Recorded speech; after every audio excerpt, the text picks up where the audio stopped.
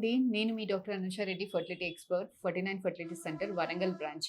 ఈరోజు మనం ఈ వీడియోలో చాలా కామన్ టాపిక్ పీసీఓడి. పీసీఓడి ఉన్నా కూడా న్యాచురల్‌గా ఎలా చేస్తే మనకి ప్రెగ్నెన్సీ అనేది త్వరగా అందుతుంది, న్యాచురల్‌గా అందుతుంది అన్న టాపిక్ గురించి మాట్లాడుకుందాం. చాలామంది ఫీమేల్స్‌కి ఈ మధ్య పీసీఓడి అనేది గమనిస్తున్నాం. ఇలా పీసీఓడి ఉన్న ప్రతి వాళ్ళకి కాంప్లెక్స్ హార్మోన్‌లు ఇంజెక్షన్స్ ఇచ్చి మనం ఐయుఐ కానీ, ఐవీఎఫ్ కానీ ప్రతి పీసీఓడి అంటే ఐవీఎఫేనా? పీసీఓడి వాళ్ళు న్యాచురల్‌గా కన్సీవ్ కాలేరా? పీసీఓడి వాళ్ళలో ప్రతి ఒక్కరికి ఫెర్టిలిటీ ఇష్యూస్ ఉంటాయా? అన్నది చాలా కామన్‌గా డౌట్స్ అనేది పేషెంట్స్ ఎక్స్‌ప్రెస్ చేస్తున్నారు. సో, ఈరోజు మనం ఈ వీడియోలో పీసీఓడి ఉన్నా కూడా న్యాచురల్‌గా మనం ఎలాంటి జాగ్రత్తలు తీసుకుంటే, ఎలాంటి తీసుకుంటే ప్రెగ్నెన్సీ అనేది త్వరగా వస్తుంది, న్యాచురల్‌గా వస్తుంది అన్న టాపిక్ గురించి మాట్లాడుకుందాం. ఫస్ట్ అసలు పీసీఓడి గురించి మాట్లాడుకుంటే, ఈ పీసీఓడి అంటే ఏంటి? నీటి బుడగల ప్రాబ్లమ్ అంటే ఏంటి అనంటే, ఆడవాళ్ళకి నెల నెల ఎగ్ అనేది మనకి 15 డేస్‌లో పెరిగి రిలీజ్ అయినప్పుడు హస్బెండ్, వైఫ్ కలిసి ఉంటే ప్రెగ్నెన్సీ అనేది ఇంకొక 15 డేస్‌లో కన్ఫర్మ్ అవుతుంది. ఒకవేళ ప్రెగ్నెన్సీ లేదు అనంటే బ్లీడింగ్ అన్న టైంకి వస్తుంది. ఈ పీసీఓడి వాళ్ళలో ఎగ్ డెవలప్‌మెంట్ ఏదైతే ఉంటుందో అది 15 డేస్‌లో కాకుండా స్లోగా పెరగడం వల్ల 20 డేస్‌లో, 30 డేస్‌లో, 1 మంత్‌కి, 2 మంత్స్‌కి ఇలా లేట్‌గా పెరగడం వల్ల మనకి పీరియడ్ టైంకి రాదు. ప్రెగ్నెన్సీ సరిగ్గా రాదు. సో, ఈ ఓవ్యులేషన్ అనేది స్లోగా ఉండడం వల్ల, సరిగ్గా లేకపోవడం వల్ల మనకి ఫెర్టిలిటీ ఇష్యూస్ అనేవి వస్తుంటాయి. సో, ఈ స్ట్రక్ అయిన ఎగ్స్ స్లోగా పెరిగి స్ట్రక్ అయిన ఎగ్స్ అన్నీ కూడా మగవాళ్ళ హార్మోన్స్ రిలీజ్ చేసే మటికి ఆండ్రోజన్ అనే హార్మోన్ మగవాళ్ళ హార్మోన్ రిలీజ్ చేసే మటికి మనకి అన్‌వాంటెడ్ హెయిర్ రావడము, పింపుల్స్ రావడము, మెడ దగ్గర నల్లగా అవడము, పొట్ట భాగంలో ఫ్యాట్ రావడము, ఇలాంటి యానోవులేషన్ సరిగ్గా ఓవ్యులేషన్ అనేది సరిగ్గా ఎగ్ డెవలప్‌మెంట్ సరిగ్గా లేకపోవడము, ఓవ్యులేషన్ సరిగ్గా రిలీజ్ అవ్వకపోవడము ఇలాంటి ఇష్యూస్ అన్నీ కూడా ఉంటాయి.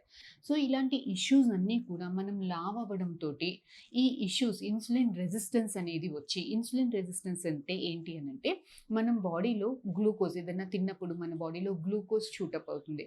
సో, ఇన్సులిన్ అనే హార్మోన్ దాన్ని కంట్రోల్ చేస్తుంది.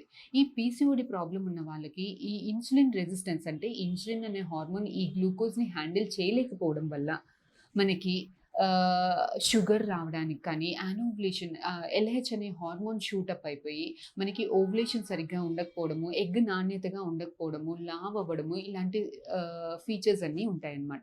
సో, పీసీఓడి వల్ల లావ్ అవుతాము. లావ్ అవ్వడం వల్ల పీసీఓడి సింప్టమ్స్ అన్నీ ఎక్కువ పీసీఓడి అనేది ఎక్కువవుతుంది. ఇదొక విషియస్ సైకిల్ లాగా. సో, ఈ సైకిల్‌ని బ్రేక్ చేయాలి అనంటే మనం మన వెయిట్‌ని కంట్రోల్ చేసుకోవాల్సింది ఉంటది. చాలామంది పీసీఓడి పేషెంట్స్‌కి వెయిట్ లాస్ అనేది అంత ఈజీ కాదు. మిగతా పేషెంట్స్ లూజ్ చేసినంత ఈజీగా PCOD patients weight and loss అనేది అంత ఈజీ కాదు. సో, ఇలాంటి వాళ్ళకి ఫస్ట్ డ్రాస్టికల్‌గా వెయిట్ లాస్ అనేది కాకుండా slow and sustained weight loss అనేది చూసుకోవాల్సింది ఉంటది. వెయిట్ లాస్ ఎంత మొత్తం 10 కేజెస్, 20 కేజెస్ కాకుండా వాళ్ళ ప్రస్తుతం ఉన్న వెయిట్ ఎంత ఉంటుందో దాంట్లో 10% 15% తగ్గడానికి మనం ఎయిమ్ చేసుకోవాల్సింది ఉంటది. దీనికి మనం food control is very important in PCOD అండి. పీసీఓడి వాళ్ళు fast foods, junk foods, carbohydrates rich foods, glycemic index foods అంటే ఏదైతే ఫుడ్ తింటామో ఇమ్మీడియేట్‌గా గ్లూకోజ్ షూట్ అయ్యే ఫుడ్స్ ఇలాంటివి అంటే ఏంటి అంటే sweets, junk foods, pizza, burger ఇలాంటివన్నీ కూడా అవాయిడ్ చేయాల్సింది. స్ప్రైట్ అంటే ఇలాంటి కూల్ డ్రింక్స్ కానీ ఇలాంటివన్నీ అవాయిడ్ చేయాల్సింది ఉంటది.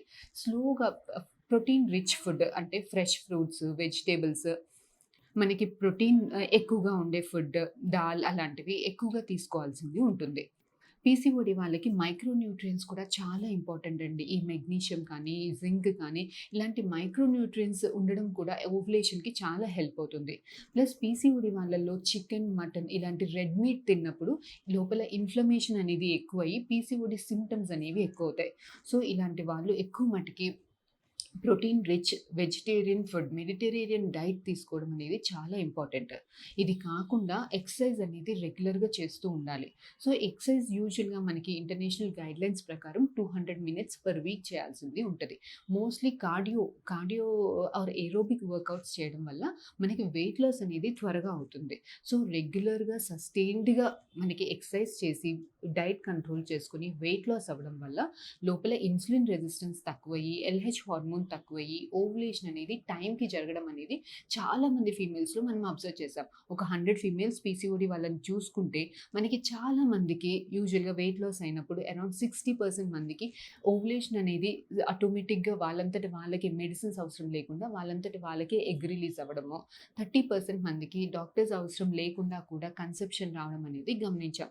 చాలా కొద్ది మంది పీసీఓడీ పేషెంట్స్‌కి మాత్రమే ఎగ్ టైంకి పెరగడానికి కొన్ని మెడిసిన్స్ ఇవ్వాల్సింది ఉంటది.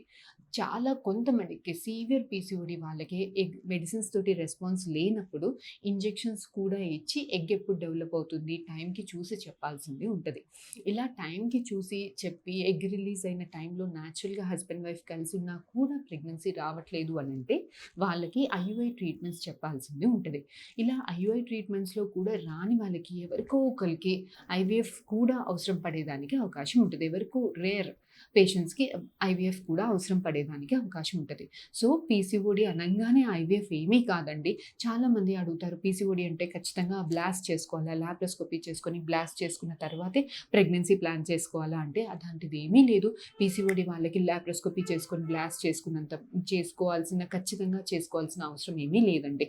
సో, ఇంకా ఏమన్నా సైమల్టేనియస్ ట్యూబల్ బ్లాక్స్, ఇంకేదైనా ఎండోమెట్రియల్ పాలిపో ఇలాంటి సైమల్టేనియస్‌గా వేరే ఫ్యాక్టర్స్ ఉంటే అలాంటి వాళ్ళకి పీసీఓడీ చేసినప్పుడు బ్లాస్ట్ చేసుకుంటే బెనిఫిట్ ఎక్కువగా అవుతుంది. లేదు చాలా సీవియర్ రెసిస్టెంట్ పేషెంట్స్‌కి ఎంత ఇంజెక్షన్స్ ఇచ్చినా కూడా who are not ready for IVF who are not ready for regular follow ups ఇలాంటి వాళ్ళకి లీన్ పేషెంట్స్‌కి ఇలాంటి వాళ్ళకి పీసీఓడీ లాప్రోస్కోపీ చేసుకొని బ్లాస్ట్ చేసుకుంటే బెనిఫిట్ అవుతుంది.